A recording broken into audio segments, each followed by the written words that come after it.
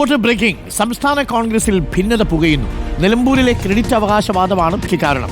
V D സതീശനും K C വേണുഗോപാലിനും വേണ്ടിയുള്ള അവകാശവാദം തുടരുകയാണ്. വി ഡി സതീശനെ ക്യാപ്റ്റനായി ചിത്രീകരിച്ചുള്ള പ്രചാരണം ഭിന്നതയ്ക്ക് ആക്കം കൂട്ടി. സാമൂഹ്യ മാധ്യമങ്ങളിലൂടെ പ്രചരണങ്ങളിലും നേതാക്കന്മാർക്ക് അസംതൃപ്തിയുണ്ട്. റോഷിപാലുടെ കൂടുതൽ വിവരങ്ങളുമായി. റോഷിപാൽ, ക്രെഡിറ്റ് വിഷയത്തിലാണോ ഇപ്പോൾ പോരടി?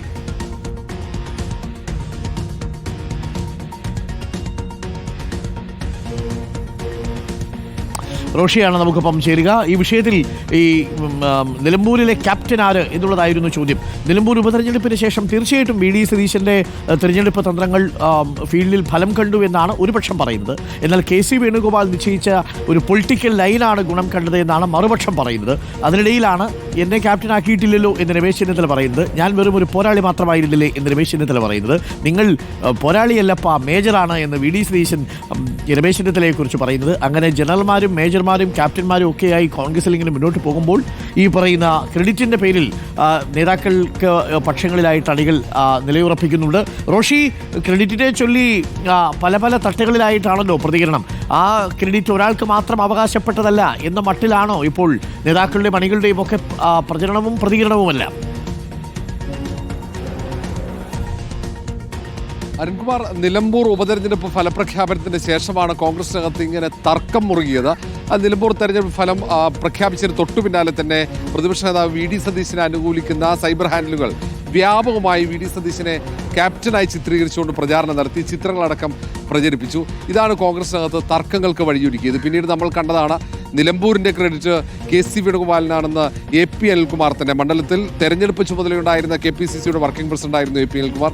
സമാനമായി തന്നെ രാഷ്ട്രീയകാര്യ സമിതി യോഗത്തിൽ എ പി അനിൽകുമാർ നിലമ്പൂർ തെരഞ്ഞെടുപ്പ് സ്പോൺസർ ചെയ്തത് എ ഐ സി സി ആണെന്ന് വ്യക്തമാക്കുകയും ചെയ്തു. അത് അവിടെ ഫണ്ടാകട്ടെ, പ്രിയങ്ക ഗാന്ധിയെ എത്തിച്ചതാകട്ടെ, അവിടെ തെരഞ്ഞെടുപ്പ് തന്ത്രങ്ങൾ ആവിഷ്കരിച്ചതാകട്ടെ, എല്ലാം എ ഐ സി സിക്കാണ് പ്രധാനപ്പെട്ട റോളെന്ന് എ പി അനിൽകുമാർ തന്നെ പറയുന്നു. അങ്ങനെ ഒരു ഭാഗത്ത് ഇത് സംബന്ധിച്ച് വ്യത്യസ്തമായ അഭിപ്രായം സാമൂഹ്യ മാധ്യമത്തിലാണെങ്കിൽ കെ സി വേണുഗോപാലിന് വേണ്ടി ഒരു വിഭാഗം, വി ഡി സതീശന് വേണ്ടി മറ്റൊരു വിഭാഗം, രമേശ് ചെന്നിത്തലയ്ക്ക് വേണ്ടി ഒരു വിഭാഗം, അങ്ങനെ പല കോണുകളിൽ നിന്നായി മുഖ്യമന്ത്രി പദത്തിന് വേണ്ടി ഈ നേതാക്കളെ പുകഴ്ത്തിക്കൊണ്ട് പല സൈബർ ഹാൻഡിലുകളും രംഗത്തെത്തുന്ന ഒരു സാഹചര്യമുണ്ട്. ഇങ്ങനെ തർക്കം മുറുകുന്ന ഒരു സാഹചര്യമാണ്. ഭിന്നത പുകയുന്നുണ്ട്. പരസ്യമായി പ്രതികരണത്തിന് നേതാക്കൾ തയ്യാറല്ലെങ്കിൽ പോലും എല്ലാവർക്കും കടുത്ത അമർഷമുണ്ട്. കാരണം തെരഞ്ഞെടുപ്പിന് 10 മാസത്തിനപ്പുറത്ത് നടക്കുകയാണ്. ആ തെരഞ്ഞെടുപ്പിന് മുമ്പ് തന്നെ നേതാക്കൾ തമ്മിൽ മുഖ്യമന്ത്രി പദത്തിന് വേണ്ടി തല്ലുകൂടുന്നു എന്ന പ്രചാരണം നടന്ന പൊതുമധ്യത്തിൽ അവമതിപ്പുണ്ടാക്കും എന്ന് തന്നെയാണ് പ്രധാനപ്പെട്ട നേതാക്കളുടെയൊക്കെ ഒരു വിലയിരുത്തൽ. ഇതേ അഭിപ്രായം തന്നെ രാഷ്ട്രീയകാര്യ സമിതിയിൽ ഉയർന്നതാണ്. എന്നാൽ പോലും അത് പൂർണ്ണമായും അവസാനിച്ചിട്ടില്ല എന്നതാണ് യാഥാർത്ഥ്യം. മാത്രവുമല്ല, ഘടകകക്ഷികൾക്കും സ്വാഭാവികമായി ഇത്തരം കാര്യങ്ങൾ ഉണ്ടാകുമ്പോൾ വിഷമമുണ്ടാകും. കോൺഗ്രസിനകത്ത് ഐക്യമില്ലെങ്കിൽ അത് തെരഞ്ഞെടുപ്പിൽ തിരിച്ചടിക്ക് വഴിയൊരുക്കുമെന്ന ആശങ്ക സ്വാഭാവികമാണ്. ഏതായാലും ഈ ഒരു സാഹചര്യത്തിൽ ഇനി ഹൈക്കമാൻഡ് തന്നെ നേരിട്ട് ഇടപെട്ടതാണ്. ദീപദാസ് മുൻഷി ഒരു ഘട്ടത്തിൽ ഇടപെട്ട് നേതാക്കളോട് അനാവശ്യമായ തർക്കങ്ങൾ ഉണ്ടാകാൻ പാടില്ലെന്ന് നിർദ്ദേശം നൽകിയതാണ്. പക്ഷേ ഇപ്പോഴും സാമൂഹ്യ മാധ്യമത്തിൽ വ്യാപകമായി മുഖ്യമന്ത്രി പദത്തിന് വേണ്ടിയുള്ള അവകാശവാദവുമായി നേതാക്കളും പ്രവർത്തകരും രംഗത്തുണ്ട്.